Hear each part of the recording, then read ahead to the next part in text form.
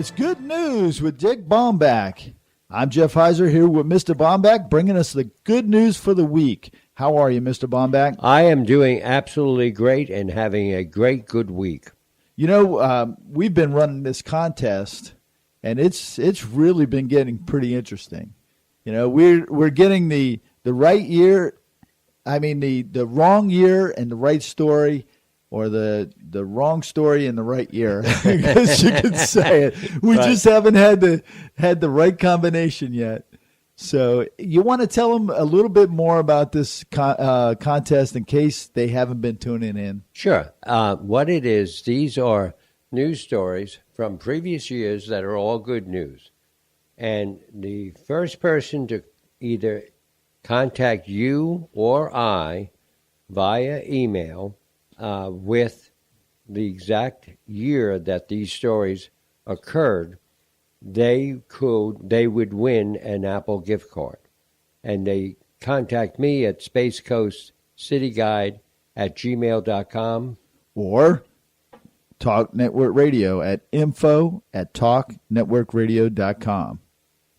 And again, I think this is to show people that good news has been going on for a long time. Oh, yeah. There's over the last several weeks since we've been running this contest, there's been some really good stories. And this week it doesn't look like it's going to be any different. It's going to be pretty good on the stories. First one you have is California woman gives firefighters a special thanks. Now, that title is... Well, I'll tell you though what happened. A group of firefighters were at a Costco out in Bakerville, and they had some steaks, corn, watermelon, all ingredients, and they got a call, so they had to leave. They were right at the checkout when they got the call, and they left. Well, they came back with the idea that they'd have to reshop again, and an anonymous woman paid $223.25 for their food. Wow. And they left it at the front for them. That's amazing. Yeah. And all she said is that she thought that firefighters do a great job and they need to be respected and honored. They absolutely do. I mean, think about it. Next to a police officer, these guys are running into burning buildings at their own peril, and it's... Well, and this story, touched my heart because my dad was a firefighter in New York. Yeah, I remember seeing one of the helmets that you had, a firefighter helmet. That's right. My grandfather and my father. That's... So do you follow what is the TV show that's on about firefighters? I've watched it a few times. Yes, I have. And how true is that? True. True? True, yeah. All right, the next story that you have is Everyday Hero provides shoes for those trying to get back on their feet. Yeah, and again, this goes back to a younger person. Her name is Jules Columbio, and she is a female, and this hit her when the earthquake, hit in Haiti, and she felt really strongly that something needed to be done. So she went and she talked to some people at a dump yard, and they collected rubber and they made shoes out of it. Wow. And she started with her and two people, and then it went to 15, and now it's a company, and they now give shoes to people who need them if they're in a situation where Now, did she make shoes prior to this, or No. This is a really good example of when you set your focus on something. It doesn't matter if you know it or not. You can make it happen if you want to make it happen bad enough. Well, and if you remember, a couple of weeks ago, we talked about the person that made the bunnies. Yes. Haley. The same thing. She was so focused on making it happen. Speaking of focus, this next one I remember when I first heard this one, and this one just hits me every time. It's a quadruple amputee, Travis Mills, stuns interviewer when he says, "I'm not a victim." Yeah. Travis lost his arms and legs in Afghanistan when a bomb exploded under him. And initially he told the medics who were coming to stay away because he didn't want them to get blown up. But they came, they took him out.